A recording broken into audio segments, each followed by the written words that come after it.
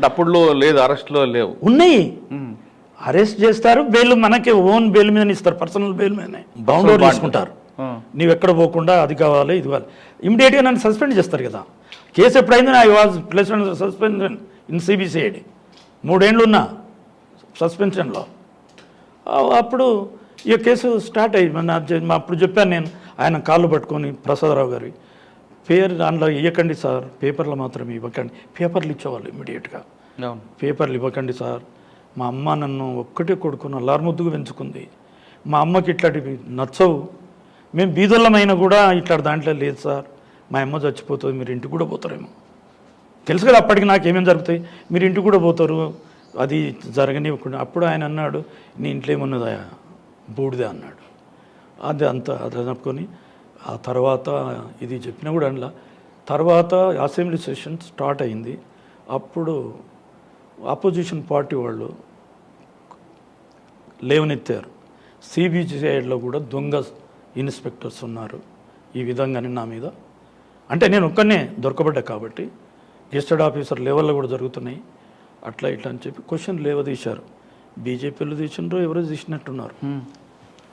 అయితే కాంగ్రెస్ వాళ్ళు అప్పుడు టీడీపీ గవర్నమెంటే.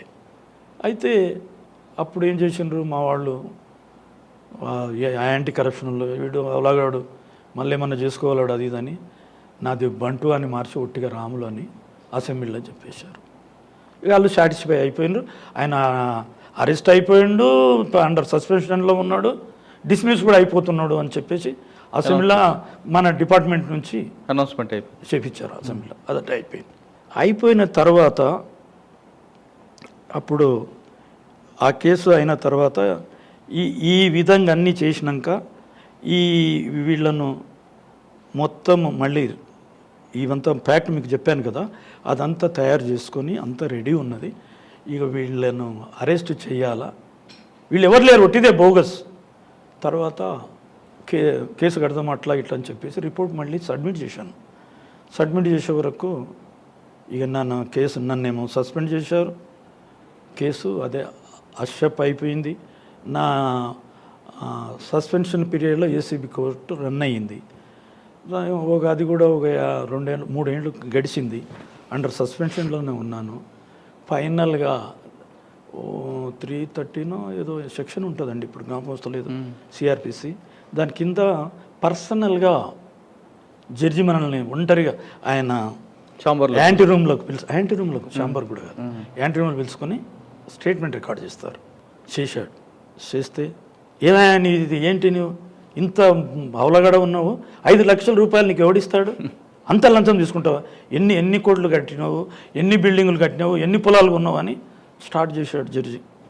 ఆయన చాలా స్ట్రిక్ట్ ఆఫీసర్, టెమిలియన్. ఆయన దేవుడు చెప్పాలంటే, నన్ను బతికించింది అతనే. అంటే సార్ మీరు ఏమన్నా చేయండి, వాస్తవం చెప్పుకుంటూ వచ్చాను, వాస్తవమే మీతో కూడా చెప్తాను, మీరు అన్నది నా మాట సపరండి, కరెక్ట్ సార్. ఎందుకంటే ఒక కేసును ఆ అక్యూజ్డ్ పార్టీని నా వైపు మార్చుకుంటేనే నన్ను నమ్ముతారు, అప్పుడే కేసు డిటెక్ట్ అవుతుంది. ఆ యాంగిల్ అని నేను అన్ని కేసులు 100% డిటెక్ట్ చేసుకుంటూ వచ్చాను సార్. ఈ కేసులో నాకు ఇది అడ్డు తిరిగింది, నా మాట సపరేండి అడ్డు తిరిగింది అంటే అప్పుడు ఆయన అన్నాడు, భక్త తుకారామును ఆయన అన్నాడు. ఆయన ఉన్న తర్వాత నేను నిజమే చెప్తున్నా సార్, మీ దయ, మీరు నన్ను ఏమన్నా నీటనన్నా ముంచండి, ఎట్లన్నా చేయండి, బాయిల్ నన్ను వేయండి, అయిపోయింది సార్ నేను అంటని చెప్పి నాకు అది అయిపోయినాక, అది అయిన తర్వాత మళ్ళీ 1 నెలకు హియరింగ్ వచ్చింది. ఫైనల్ జడ్జిమెంట్లు అన్నీ అంతా అయిపోయింది. ఈ కౌంటర్ వీళ్ళు నా అడ్వకేట్లు, వాళ్ళ అడ్వకేట్లు, గవర్నమెంట్ అడ్వకేట్లు అంతా ఎవిడెన్స్ అయిపోయినాక ఫైనల్ జడ్జిమెంట్ రిజర్వ్ అయింది. 1 నెల తర్వాత అదే అనౌన్స్ అవుతుంది.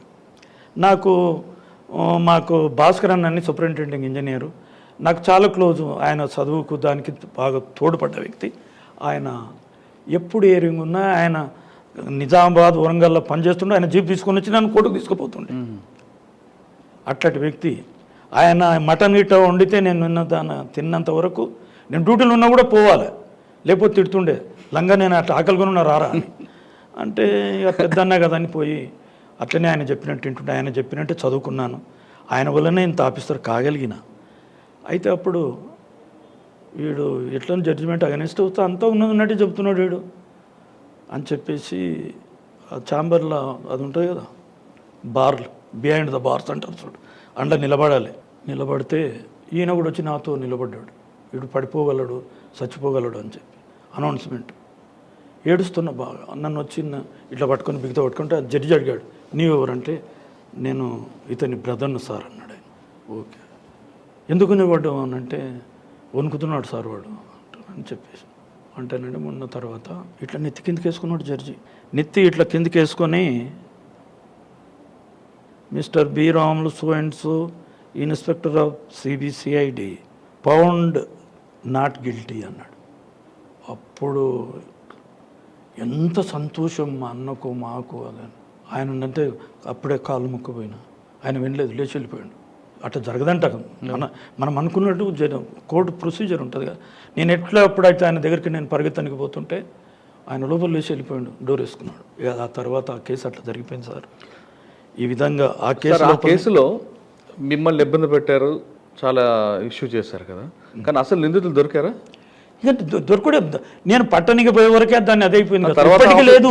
తర్వాత ఆఫీసులు కూడా దాన్ని ఎవరు ఇంకా చేయడం, అది కెప్టెన్ పెండింగ్ టిల్ టుడే. అంటే అక్కడున్న సెక్యూరిటీ ఆఫీసర్ చేసిన పని ఇదంతా అంత పని మా వాళ్ళు కూడా మా పోలీసులు కలిపే, మా సిఐడి వాళ్ళు కలిపే చేశారు. కరెక్టే. ఆ మహానుభావుడు ఎవరని ఆ సెక్యూరిటీ ఆఫీసర్ మీ డిపార్ట్మెంట్ అయినా కదా, రిటైర్ అయ్యి వచ్చి ఉంటాడేమో. ఆయన పేరు ఏమో ఉన్నది సార్, ఇట్లా చెవులకు వెంట్రుకలు ఉంటుండే పేరు వస్తుంది, వెంకటస్వామి సమ్ పేరు ఉన్నది అతని ఆయన స్కెచ్ ఇదంతా అంతా ఉన్నది. వీళ్ళు కూడా మా వాళ్ళు కూడా అంటే ఒకవైపు చూడు సార్, పోలీస్ డిపార్ట్మెంట్ లోపల చెప్పాలంటే చెప్తే చెడ్డవాళ్ళం అవుతాం కానీ చెప్పకూడదు.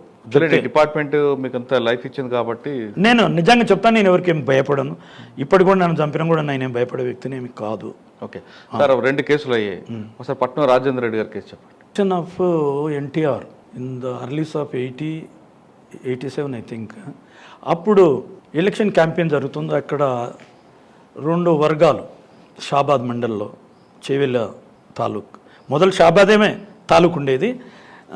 Later it was created new Chevella and in the name of the Rangareddy district అని పోయింది, హైదరాబాద్ పోయి కూడా. ఆ తర్వాత అట్లా అయిపోయింది. అప్పుడు 2 వర్గాల మధ్యన క్లాసెస్ ఉంటాయి కదా, ఒకటి కాంగ్రెస్, ఒకటి టీడీపీ.